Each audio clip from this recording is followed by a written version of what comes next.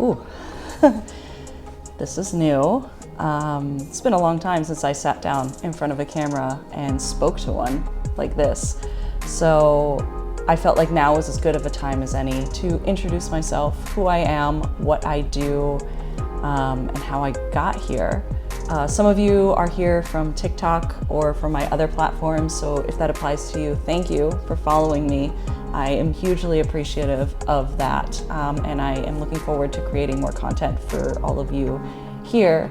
If you're new here, hi, I'm Janine. I'm a hand embroidery artist. I've been doing that for about 2 years now.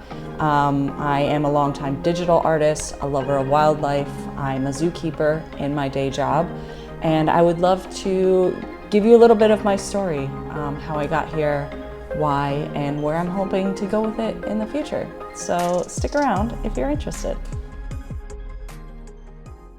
As I mentioned before, I have been doing hand embroidery for about 2 years. It was coming up on the new year. I was looking for something new. I wasn't drawing as much as I had previously been, and I wanted something that would really keep my hands busy. I, like so many other people, am addicted to social media, and I just needed something that would keep me from doom scrolling so much. I had somehow found on the Instagram algorithm a bunch of embroidery accounts. I started looking into that, and embroidery was never something that had ever crossed my mind as an art form. I was never taught how to sew or anything like that when I was younger. It was not something I was interested in or came across. So when I found these accounts, it was something very new to me. I started going down the rabbit hole, and I decided, well, you know what, I'm just gonna buy a kit, regrettably off of Amazon. I, looking back, wish that I had gone with something a little more artist friendly, say a kit off of Etsy. But that's what I went with, and the first thing that I ever embroidered was this little bee in floral pattern, and I fully fell in love with the art. I got incredibly invested in the organization of it, in the mindfulness of it. I very quickly recognized it as a meditative practice, and I just felt like the hours truly melted by. As I started getting into more of the pattern, I started taking more liberties with the way to do things and getting more creative with those kinds of things. And I realized that there was a lot more that I could do with it. After I did this kit, I started seeing some accounts of people who did something called thread painting.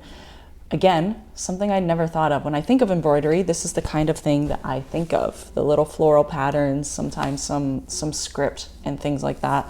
And I started going deeper down the rabbit hole. And my first exposure in depth to thread painting was this book by Emillie Ferris. It's called Paint with Thread, excuse me. And I was fascinated by the art that you could create with this, that you could blend colors with thread in such a way that you could create things that were so realistic and so beautiful. This book was really the launching pad for me. I started flipping through it. I looked at it and I thought, I can do something like that. So I went ahead and I created my very first thread painting. It was a little red panda with a fluffy tail, and I posted it. I didn't think much of it, and people loved it. I got a lot of positive feedback on it that talked about how this is clearly something that you have a knack for, and I don't really recognize when I do things well. I'm very hypercritical. The imposter syndrome is so real, so I didn't really think much of it. But when that started pouring in, I thought maybe I can do more. And I started practicing with more things, and really falling further and further in love with the art of thread painting. Suddenly, to me, embroidery became drawing. It became an art form that I didn't know existed. I beefed up my inventory because thankfully with embroidery, The startup costs with this hobby, unlike most hobbies, I'm a person with ADHD, so I had a big fear of investing too much into it, is really cheap.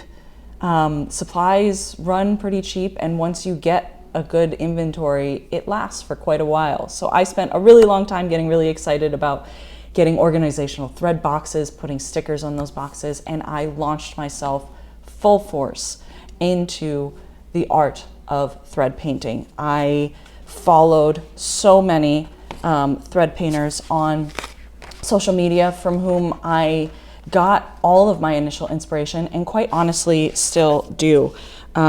We have Megan Zaniewski, who's Meg Embroiders on Instagram, Michele Staub, who's Stitching Sabbatical. These people really kind of laid the groundwork for me, and their work is incredible. I still get so much inspiration from them, and I really credit them to being my kind of like inspiration, my goals for what I wanted to create with my art. So for me, what began as this little bee very quickly turned into detailed embroidered portraits. My love for the art only grew. I started following photography pages for zoos. I started using photos that I had taken myself of animals I work with. So this is a jaguar, his name is Zian. This is a photo I took myself on my phone at the end of the day when I was leaving work. And I looked at it and I thought, I can do something with that. Zian was one of the first major thread paintings that I did at the very beginning of my journey, and I was eager to redo that project. I started posting more. I started really finding a love of teaching people small details. I'm not going to call myself a professional. Like I said, I've only been doing this for 2 years, but I loved when people had questions about things and I could actually answer them. I love painting and capturing wildlife in thread, whether it's animals that I work with, animals that I have seen at other zoos, or pictures that have been shared with me by their keepers. The fact that my art lives in the homes of keepers for those animals, one of which was a tiger that I did. This was a really meaningful moment for me. He currently lives at the San Diego Zoo, and I started a portrait of him because he was one of the most beautiful Sumatran tigers I had ever seen.